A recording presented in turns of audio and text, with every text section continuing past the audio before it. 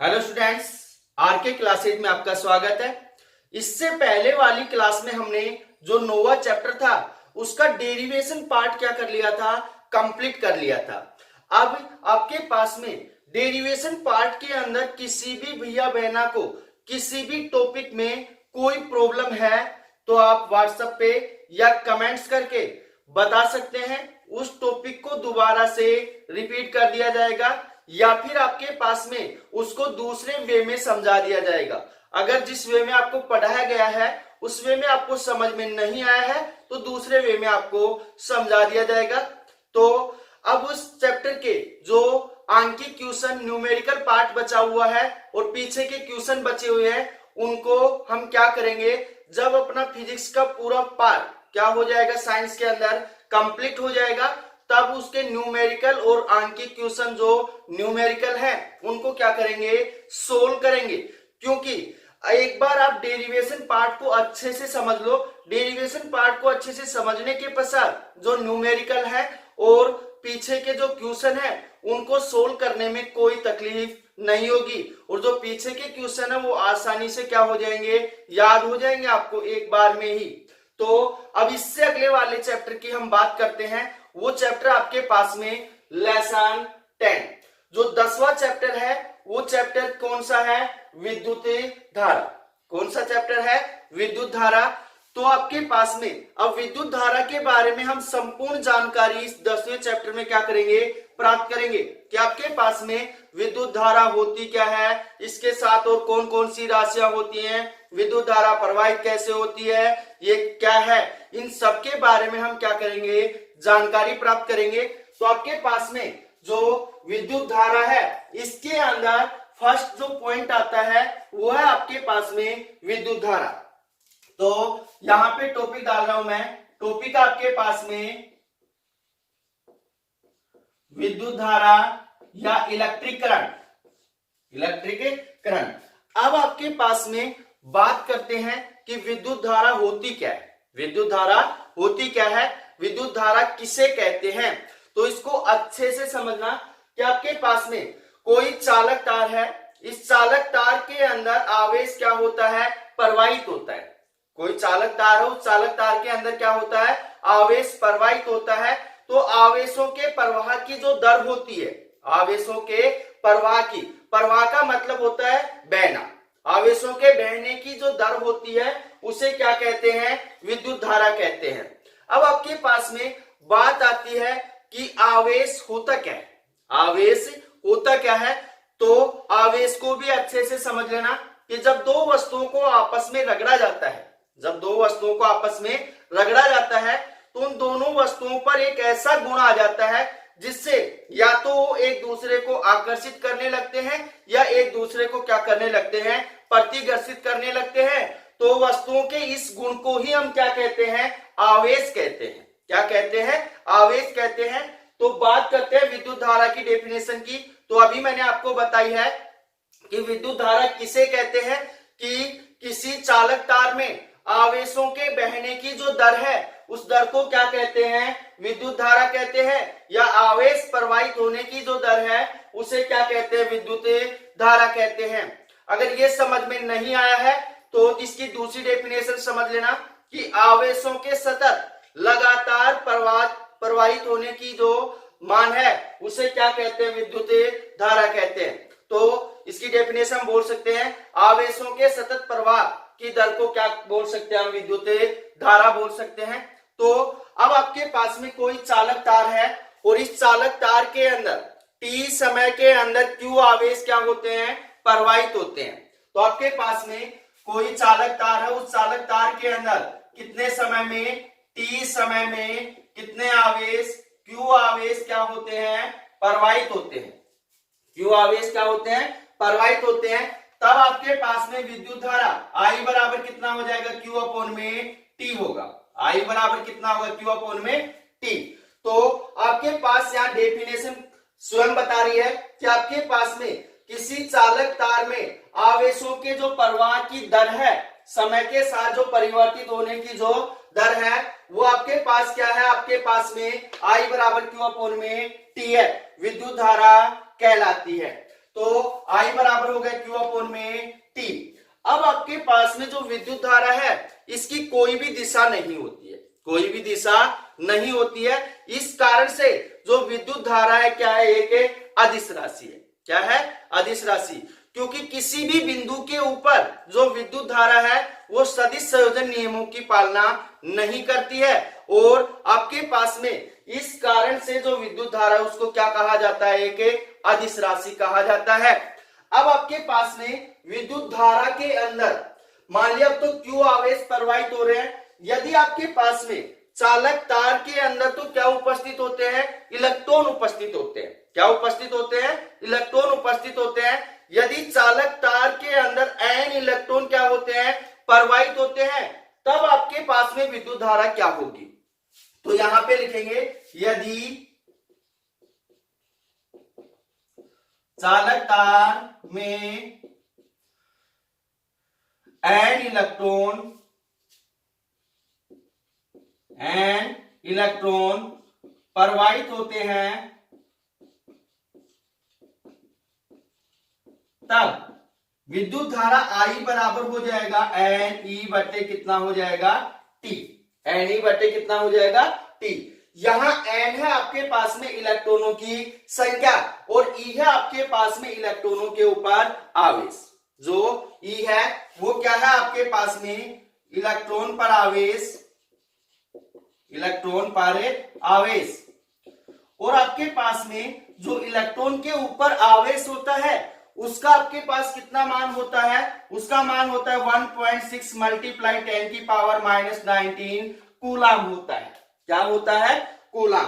क्योंकि आपके पास में जो कूलाम है आवेश है, आवेश का जो मात्रक होता है वो क्या होता है, कूलाम होता है। तो आपके पास में इलेक्ट्रॉन पर जो आवेश है उसका मान कितना होता है, 1.6 गुणा 10 की पावर -19 कूलाम होता है। क्योंकि ध्यान रखना आगे न्यूमेरिकल पार्ट जब हम करेंगे तो न्यूमेरिकल पार्ट के अंदर आपके पास क्या होगा कि आवेश का मान कितना होता है, एक इलेक्ट्रॉन के ऊपर आवेश का मान कितना होता है। तो कितना होता है 1.6 मल्टीप्लाई 10 की पावर -19 कूलाम होता है। और अभी मैंने आपको बताया कि जो विद्युत धारा है क्या है, एक अदिश राशि है। और विद्युत धारा का जो एसआई मात्रक है, विद्युत धारा का जो एसआई मात्रक है वो क्या होगा आपके पास में, ध्यान से समझना। एक मात्रक हम यहां से निकालेंगे, I बराबर कितना है, कूलाम अपॉन में कितना है, सॉरी आपके पास कितना है, Q अपॉन में T है। आवेश का मात्रक क्या होता है, कूलाम होता है। क्या होता है, कूलाम। और समय का मात्रक क्या होता है, सेकंड होता है। क्या होता है, सेकंड। तो आपके पास में क्या होगा, इसका एसआई मात्रक, विद्युत धारा का जो एसआई मात्रक है वो हो गया आपके पास में कूलाम पर सेकंड, कूलाम पर सेकंड। या फिर इसका जो दूसरा मात्रक होता है वो होता है आपके पास में एम्पियर। क्या होता है, एम्पियर। तो ध्यान रखना भाई, जो विद्युत धारा है उसका एक एसआई मात्रक हो गया कूलाम पर सेकंड, या इसका दूसरा मात्रक हो गया एम्पियर। क्या हो गया, एम्पियर। अब आपके पास में जो विद्युत धारा है कौन से उपकरण से मापी जाती है, इसको भी अच्छे से समझ लेना। जो विद्युत धारा होती है वो एमीटर से मापी जाती है। किससे मापी जाती है, एमीटर से। और आपके पास में जो एमीटर होता है वो विद्युत परिपथ के अंदर, हम जो अपने पास में जो विद्युत जाल होता है, परिपथ होता है, उसके अंदर कौन से क्रम में जुड़ता है, श्रेणी क्रम में जुड़ता है। कौन से क्रम में जुड़ता है, श्रेणी क्रम में। तो इस बात का भी ध्यान रखना कि विद्युत धारा एमीटर से मापी जाती है, और जो एमीटर होता है वो सदैव विद्युत परिपथ के अंदर कौन से क्रम में जुड़ता है, श्रेणी क्रम में जुड़ता है। तो ये होगी आपके पास में विद्युत धारा। अब इससे आगे आपके पास में इसी के अंदर एक छोटा सा पॉइंट और समझ लो कि आपके पास में 1 मिली एम्पियर बराबर कितना एम्पियर होता है। तो आपके पास में 1 मिली एम्पियर बराबर होता है 10 की पावर -3 एम्पियर होता है। तो यहां पे लिख रहा हूं 1 मिली एम्पियर बराबर होता है आपके पास 10 की पावर -3 एम्पियर। और आपके पास में 1 माइक्रो एम्पियर बराबर कितना होता है, 1 माइक्रो एम्पियर बराबर होता है 10 की पावर माइनस 6 एम्पियर होता है। कितना होता है? 10 की पावर माइनस 6 एम्पियर होता है। तो इस बात का ध्यान रखना भाई कि आपके पास में, क्योंकि ये दोनों मान मैंने क्यों बताए हैं, क्योंकि न्यूमेरिकल में काम लेंगे हम इसको, कि आपके पास में जो 1 मिली एम्पियर है उसके बराबर कितना एम्पियर होता है? 10 की पावर माइनस कितना 3 एम्पियर होता है। और 1 माइक्रो एम्पियर बराबर कितना होता है? 10 की पावर माइनस 6 एम्पियर होता है। तो ये हो गया आपके पास में विद्युत धारा। अगर हम यहां से 1 एम्पियर की परिभाषा, क्योंकि आपके पास में आई बराबर क्या होता है, आई का जो एसआई मात्रक होता है वो क्या होता है? एम्पियर होता है। तो आपके पास Q अपॉन में T बराबर कितना है? 1 एम्पियर है। कितना है? 1 एम्पियर। तो यहां से हम 1 एम्पियर की डेफिनेशन निकालेंगे। क्या निकालेंगे? 1 एम्पियर की डेफिनेशन, परिभाषा निकालेंगे।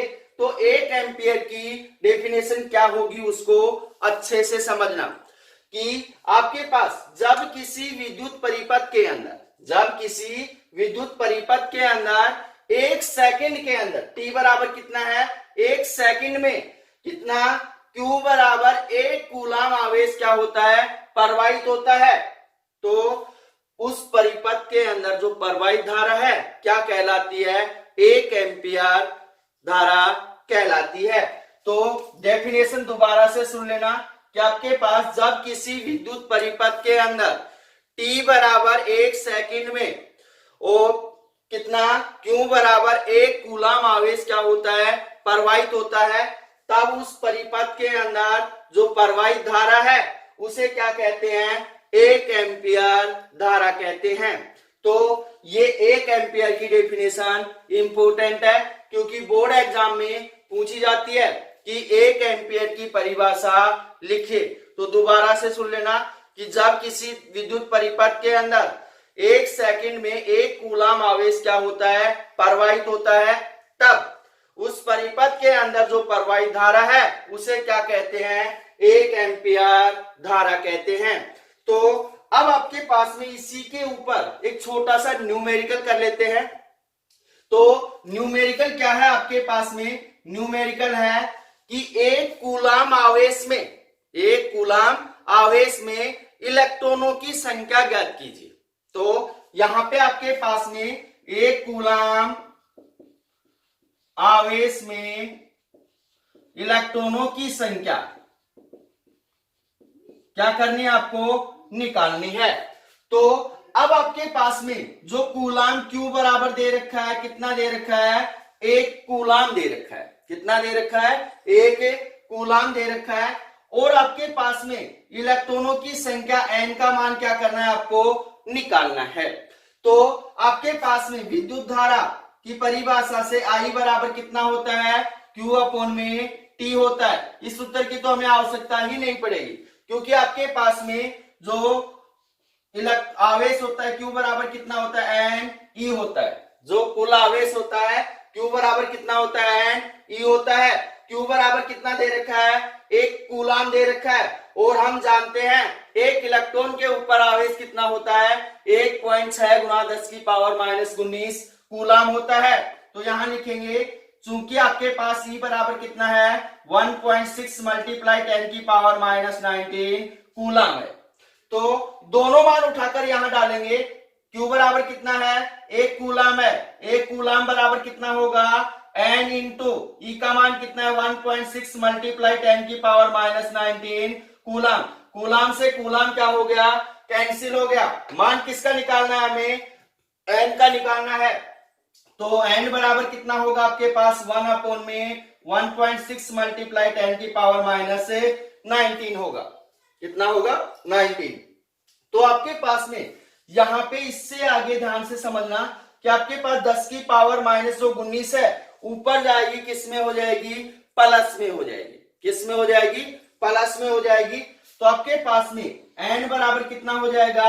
1 गुणा 10 की पावर 19 बटे कितना हो जाएगा? 1.6। पॉइंट हटाएंगे तो यहां क्या लगा देंगे? 0 लगा देंगे। क्या लगा देंगे? 0। अगर इसकी घात 1 कम करते हैं तो इसके साथ कितना जीरो और लगाएंगे, 1 जीरो और लगाएंगे, तो n बराबर कितना होगा आपके पास में 100 गुणा 10 की घात कितनी हो गई 18 बटे कितना हो गया 16। तो आपके पास में यहां 16 के अंदर 100 के अंदर 16 का भाग देंगे, 16 पंजू कितना हो गया 16 पंजू 80, 16 छिक्की 96, तो आपके पास कितना हो गया 6, कितना मान बच गया 4। फिर क्या लगा देंगे पॉइंट लगा देंगे, क्या लगा देंगे पॉइंट लगा देंगे, कितना बच गया 4, कितना हो गया 40, 40 के अंदर 2 का 16 का भाग देंगे, 16 दूनी 32, फिर कितना बच गया 8, फिर कितना हो गया 80, 80 के अंदर 16 का भाग देंगे, 16 पंजू कितना हो गया आपके पास में 80, तो आपके पास में n बराबर कितना हो गया 6.25 मल्टीप्लाई 10 की पावर 18, तो मान आ गया आपके पास n बराबर 6.25 गुणा 10 की पावर 18। क्या है ये इलेक्ट्रॉनों की संख्या है, तो ये हो गया आपके पास में विद्युत धारा। तो अब इसी क्रम में आगे वाला जो टॉपिक है वो आपके पास में विभव तथा विभवांतर, तो विभव किसे कहते हैं और विभवांतर किसे कहते हैं, इसके बारे में क्या करेंगे चर्चा करेंगे, तो अच्छे से समझना भाई।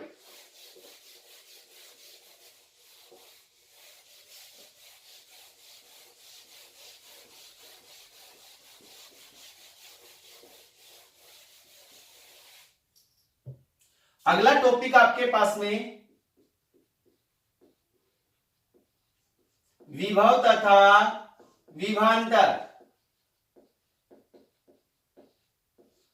तो इसके अंदर फर्स्ट जो पॉइंट आपके पास में वो है विभव।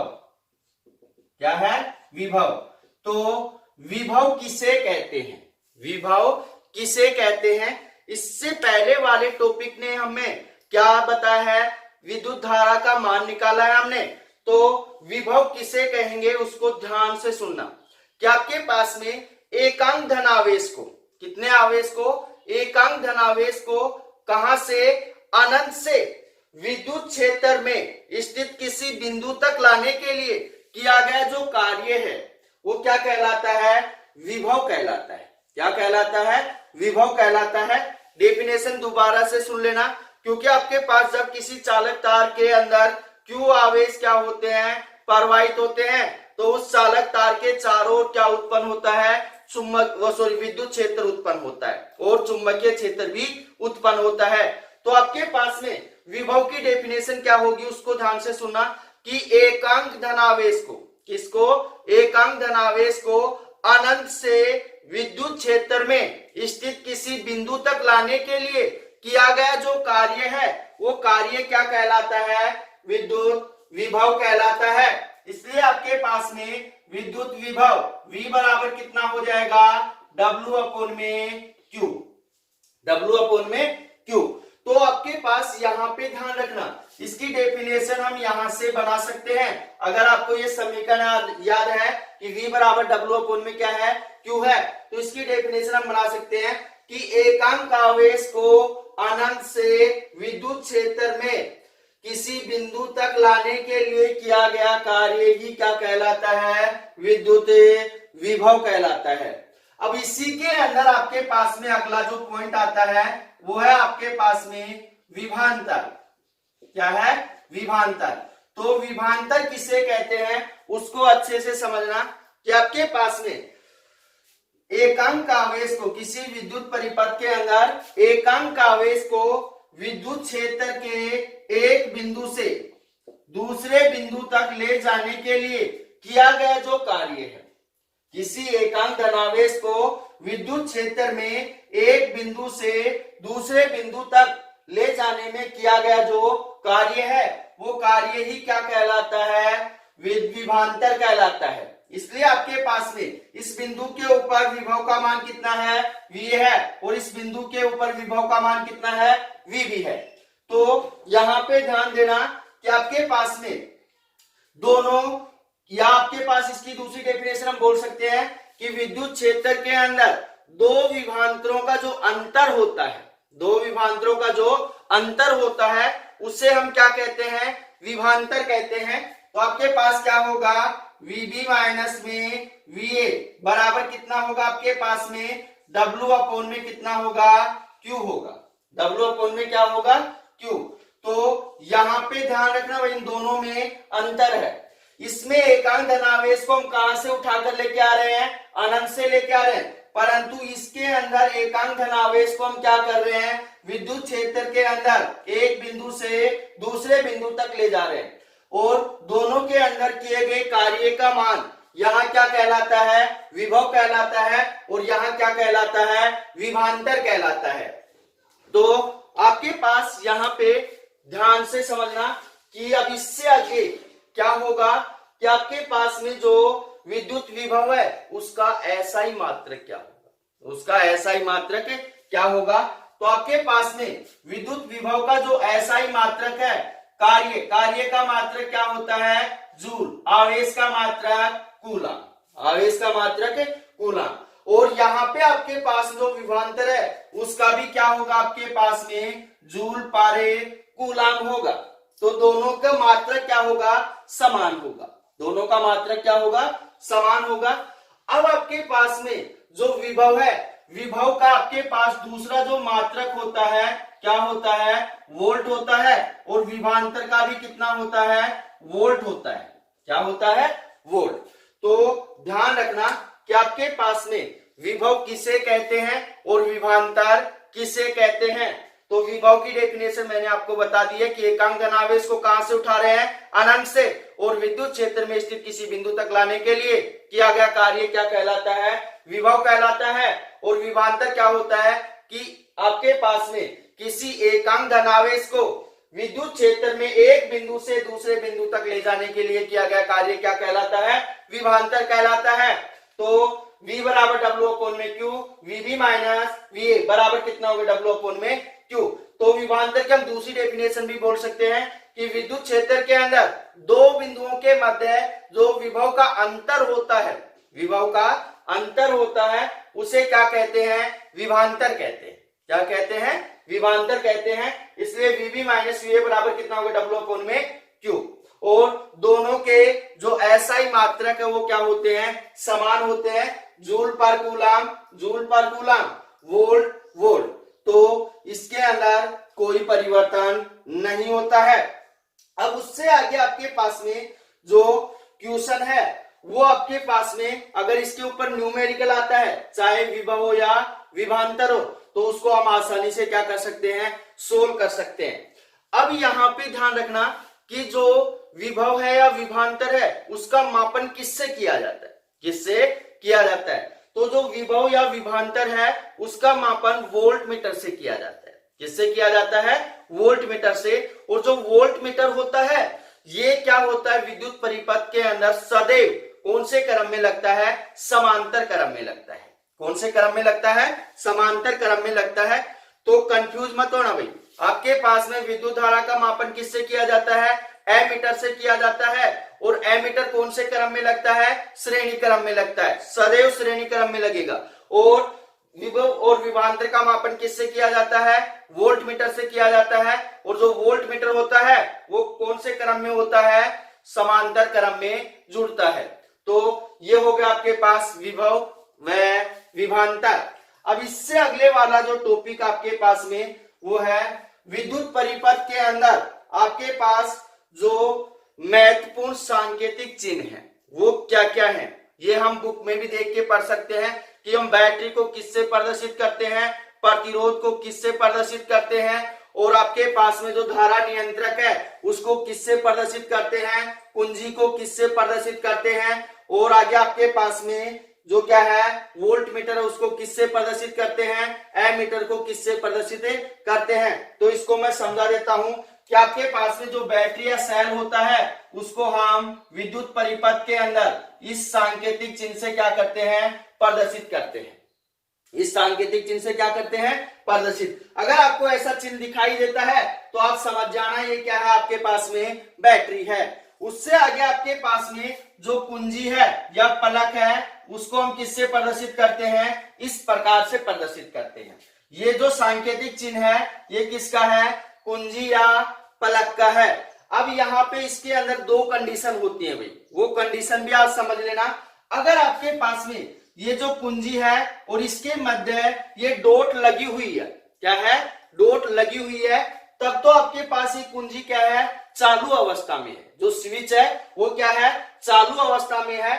अगर ये डॉट हम हटा देते हैं, क्या करते हैं, डॉट हमें हटा देते हैं, तब आपके पास में जो पलक है या कुंजी है वो क्या है, बंद अवस्था में, उससे कोई धारा प्रवाहित नहीं होती है। परंतु जैसे ही डॉट लगाएंगे इसके अंदर क्या प्रवाहित होने लगेगी, धारा प्रवाहित होने लगेगी, और ये कौन सी अवस्था में आ जाएगा, चालू अवस्था में आ जाएगा। अब इससे अगले वाला है आपके पास में प्रतिरोध और आपके पास धारा नियंत्रक। जो प्रतिरोध होता है उसका सांकेतिक चिन्ह ये होता है, जो प्रतिरोध होता है उसका सांकेतिक चिन्ह ये होता है।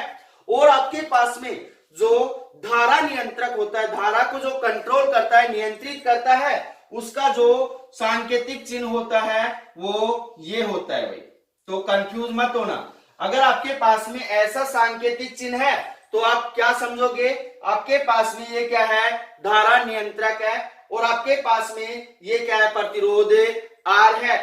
तो अब उससे आगे आपके पास में जो अगले वाला है वो है वोल्ट मीटर को हम कैसे प्रदर्शित करते हैं। तो ये आपके पास में वोल्ट मीटर का क्या है, सांकेतिक चिन्ह है, और एमीटर का सांकेतिक चिन्ह ये है, एमीटर का क्या है, ये है। तो कंफ्यूज मत होना, आपके पास में परिपथ के अंदर हम इनको बार बार यूज करेंगे, तो आप समझ जाना ऐसा चिन्ह है तो आपके पास में क्या है, बैटरी है, ये है कुंजी है। बैटरी को किससे प्रदर्शित करते हैं, ई से, कुंजी को किससे प्रदर्शित करते हैं, के से, और प्रतिरोध को किससे प्रदर्शित करते हैं, आर से, और धारा नियंत्रक को किससे प्रदर्शित करते हैं, आर एस से, वोल्ट मीटर को किससे प्रदर्शित करते हैं, वी से, और एमीटर को किससे प्रदर्शित करते हैं, ए से प्रदर्शित करते हैं। इस प्रकार से आपके पास ये विद्युत परिपथ के अंदर इन उपकरणों को हम क्या करेंगे, जोड़ेंगे। तो सीधा हम वहां पे इनका क्या करेंगे, चिन्ह बनाएंगे, इनका डायग्राम बनाने की आवश्यकता नहीं पड़ेगी। तो अब इससे अगले वाला जो टॉपिक है वो टॉपिक आपके पास में ओम का नियम। ओम का नियम किसे कहते हैं और ओम के नियम का सत्यापन क्या है, इसके बारे में अभी हम क्या करेंगे, चर्चा करेंगे। तो अच्छे से समझना कि ओम का नियम क्या है और ओम का नियम किसे कहते हैं और ओम के नियम के अंदर होता क्या है। तो टॉपिक आपके पास में ओम का नियम।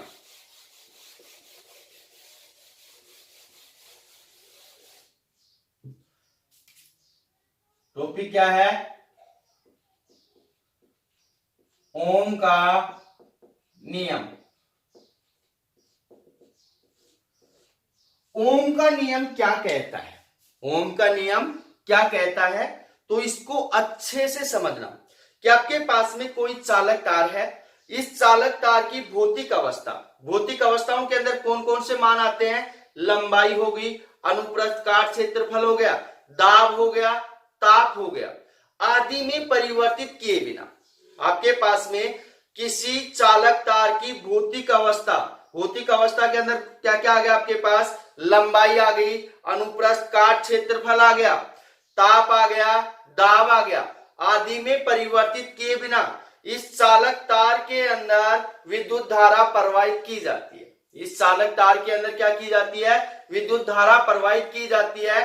तब इस चालक तार के सिरों पर जो उत्पन्न विभवांतर है, इस चालक तार के सिरों पर जो उत्पन्न विभवांतर है वो उस चालक तार में प्रवाहित धारा के क्या होता है, समानुपाती होता है, और यही क्या कहलाता है, ओम का नियम कहलाता है। दोबारा से सुन लेना कि आपके पास में किसी चालक तार की भौतिक अवस्था, लंबाई, अनुप्रस्थ काट क्षेत्रफल और जो ताप दाब है आदि में परिवर्तित किए बिना, उसमें कोई परिवर्तन आपको नहीं करना है, तब उस चालक तार के अंदर जो प्रवाहित धारा है वो उसके सिरों पर उत्पन्न विभवांतर के क्या होती है, समानुपाती होती है। इसलिए आपके पास में V बराबर कितना, V समानुपाती कितना होगा, आपके पास में I होगा, V समानुपाती I होगा, जिसे क्या कहते हैं, ओम का नियम कहते हैं। क्या कहते हैं, ओम का नियम कहते हैं।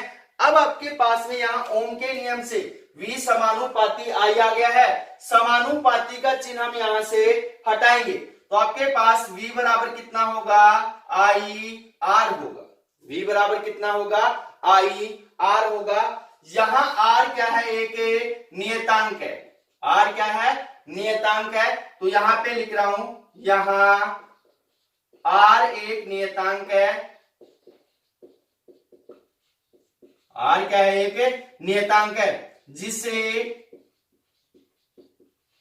चालक तार का प्रतिरोध कहते हैं, जिसे चालक तार का प्रतिरोध कहते हैं। तो आपके पास में यहां पे ये क्या आ गया, आपके पास में ओम का नियम आ गया। अब इससे आगे आपके पास में अगर हम R का मान निकालें, किसका मान निकालें, R का मान निकालें, तो R बराबर क्या हो जाएगा, V अपॉन में I। V अपॉन में I। तो आपके पास R क्या है, यहाँ पे एक नियतांक है जिसको हम क्या बोल रहे हैं, चालक तार का प्रतिरोध। तो प्रतिरोध के बारे में हम आगे जिक्र करेंगे कि प्रतिरोध होता क्या है और ये किस प्रकार से चालक तार को प्रतिबाधित करता है, इसके बारे में हम आगे क्या करेंगे, चर्चा करेंगे। इससे पहले हम ओम के नियम की क्या कर लेते हैं, नियम का सत्यापन कर लेते हैं। तो आपके पास में ओम के नियम का सत्यापन क्या होगा, उसको अच्छे से समझना है। तो आपके पास में ओम नामक वैज्ञानिक ने एक बैटरी ली, कुंजी ली और एक धारा नियंत्रक लिया तथा और एक क्या लिया, एमीटर वोल्टमीटर लिया। एक क्या लिया, एमीटर और वोल्टमीटर लिया और उनको इस प्रकार से व्यवस्थित किया, कैसे कि आपके पास में एक बैटरी ई और क्या ली, कुंजी के धारा नियंत्रक RS, इनके श्रेणी क्रम के अंदर उसने क्या जोड़ दिया, एक एमीटर जोड़ दिया। एक क्या जोड़ दिया, एमीटर जोड़ दिया। एक क्या जोड़ दिया, प्रतिरोध R जोड़ दिया और प्रतिरोध R को उन्होंने क्या कर दिया, धारा नियंत्रक RH के साथ जोड़ दिया। तो यहां पे ध्यान देना कि ओम नामक वैज्ञानिक ने एक बैटरी, कुंजी और धारा नियंत्रक, एमीटर तथा प्रतिरोध को क्या कर दिया, श्रेणी क्रम में जोड़ दिया तथा प्रतिरोध के समांतर क्रम के अंदर उन्होंने क्या लगा दिया, एक वोल्टमीटर लगा दिया। क्या लगा दिया, वोल्टमीटर लगा दिया। फिर उन्होंने क्या किया कि इस परिपथ के अंदर I जो धारा है उसके मान बार बार क्या किए, परिवर्तित किए। तब उसने इस परिपथ के अंदर I धारा प्रवाहित की, कुंजी के को चालू करके I धारा प्रवाहित की। तब उसके अंदर उन्होंने नोट किया कि आपके पास एमीटर तथा वोल्टमीटर के अंदर कितने पाठ्यांक आ रहे हैं। फिर उन्होंने धारा के मान को बार बार क्या किया, परिवर्तित किया। पहले धारा का मान लिया आपके पास 1 एम्पियर था, फिर 2 एम्पियर, फिर 3 एम्पियर, फिर 4 एम्पियर। इस प्रकार से उन्होंने बार बार धारा का मान क्या किया, परिवर्तित किया। तब आपके पास उनके जो पाठ्यांक आए हैं, एमीटर और वोल्टमीटर के मध्य जो पाठ्यांक आए हैं, उनके मध्य जब उन्होंने ग्राफ खींचा तो वो ग्राफ एक सरल रेखा प्राप्त होती है। वो ग्राफ क्या होती है, एक सरल रेखा प्राप्त होती है। तो अब हम कह सकते हैं कि आपके पास इस साइड क्या है, वोल्टा है और इस साइड क्या है, विद्युत धारा I है। V और I के मध्य जब उन्होंने ग्राफ खींचा तब उन्हें क्या हुई, एक सीधी सरल रेखा प्राप्त हुई।